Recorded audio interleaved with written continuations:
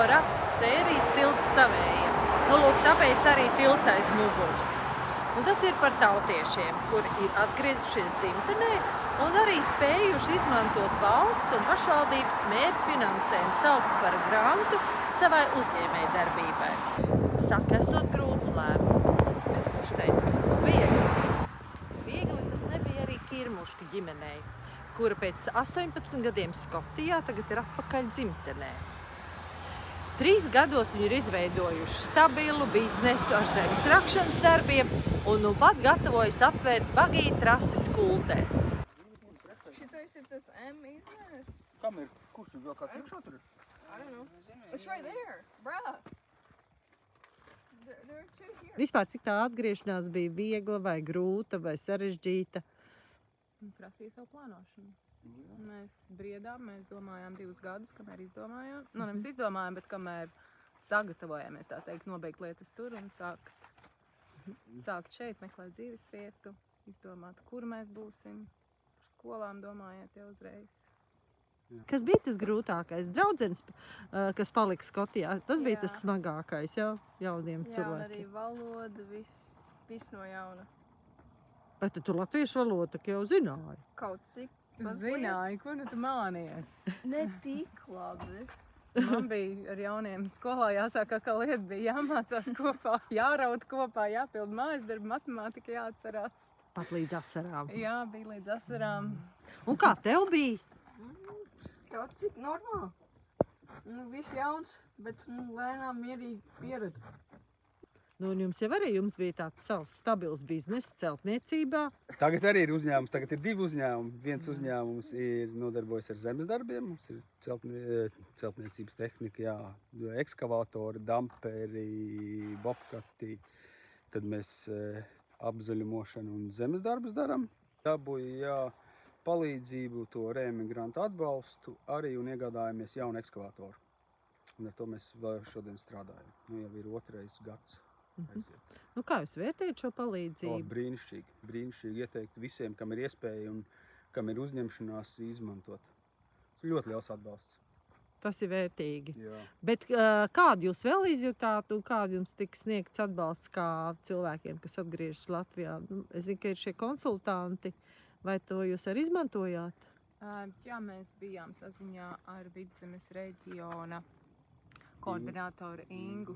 Jā, un palīdzēja visu jautājumu, ko uzdod, viņu arī vienmēr atbildēja. Tas arī vērtīgi. Jā, un viņi arī tagad vēl organizē visādas tikšanās, kur var satikties ar tādiem pašiem cilvēkiem, kas ir padzīvojuši citur, kas ir atgriezušies. Un tad šis ir tas jaunais piedzīvojums mūsu. Tas būs tā kā bagīja trasē, varēs pabraukt ar mūsējiem, ar savējiem varēs atbraukt, pabraukāties. Vienkārši patusēt šeit, pacept gaļu, putniņu, čiviņu, klusums, pagaidām klusums. Brīnišķīgi.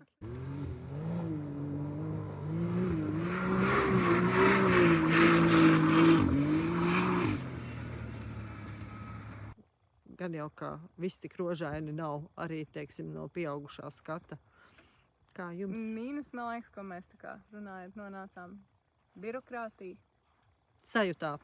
Nu, tā Nu, kā, bišķiņ jā, kaut sajūtām, kāda Salīdzinošas. klupšanas akmeņi vai kaut kur.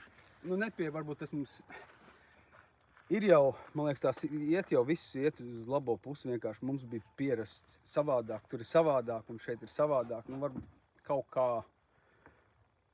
es neteiktu pat mīnus, tas vienkārši ir savādāk. Nu, varbūt maziņš mīnus, viņš iet uz labo pusi, iet uz plusiņu. Vai jūs jūtat, ja jūs teicāt, jūs jau katru gadu arī uz Latviju braucāt, vai jūs jūtat, ka Latvija mainās un kā mainās? Nu, man liekas, ka cilvēki paliek laimīgāk šeit. Jo, kad mēs 15 gadus atbrauc, tad vēl redzēja tāds drūmāks tās sejas un tā, bet tagad jau, man liekas, paliek laipnāki un laimīgāki. Un kaut kā tā, mēs arī laimīgi.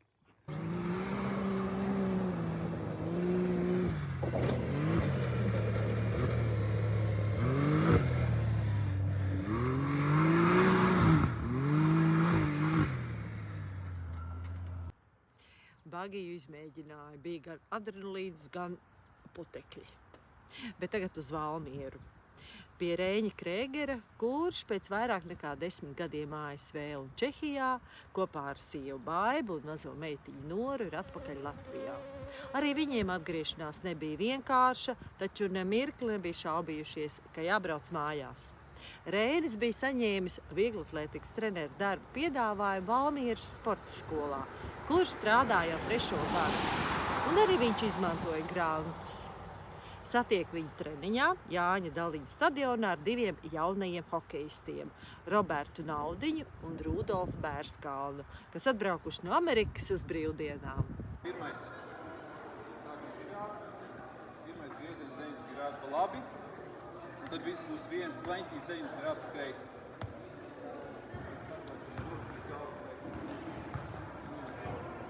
Nesteidzās sākumā, nezaudē uzmanību dziļāk uz ziepes. Prātīgi, potītēm, nekāp virsū tam malā, precīzi, ja šo. Cik bija viegli vai grūti atgriezties tīri no dažādām praktiskām tādām lietām? Grūtība, laikam, sagaidāja tas, ka man tas viss bija ļoti pēkšņi. Mūsu ģimenē tas bija pēkšņi, jūnija beigās izlēmām, varbūt pat jūlija sākumā. Un 4. augustā vēl pat nebija dzīve, nebija pat dzīvesvieta atrast. Un 16. jau bija nopirkt lidojuma biļeti uz Latviju. Viss bija ļoti lielā steigā, pēkšņi, tā, pa kaku, pa galvu.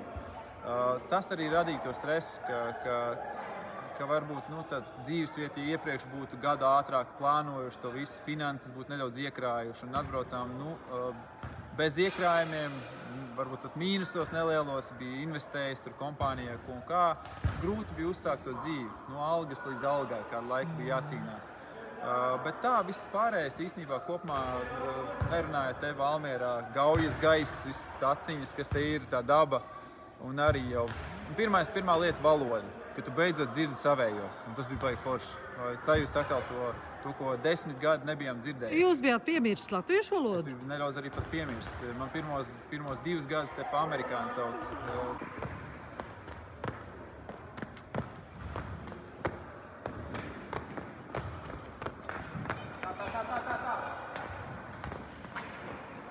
Kam jūs izmantojāt grantu?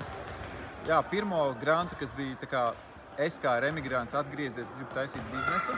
Es uztaisīju savu pagaidām pašnodarbinātā licenci kā fiziskās sagatavotības treneris. Un es prasīju granta palīdzību datoram un kamerai, lai es varētu teikt, mērogot savu darbiņus, lai var izveidot programmas, treniņu programmas un nosūtīt tās cilvēkiem. Saprot, tiec galā. Jet-like brain, ja? Stingri pielipinu viņu, kārtīgi pielipinu.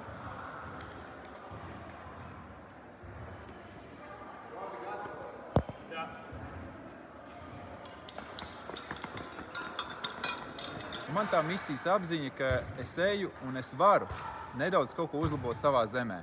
Tā, kad tu esi svešā zemē, tad tu vari mēģināt, bet pārsvarā tā būs siena, pret kā tu atskatīsies. Un Latvijā tu var nākt, jā, varbūt kaut kādā ziņā tā ir ilūzija tāda neliela, jo te ir sienas, te pietiek sienas arī.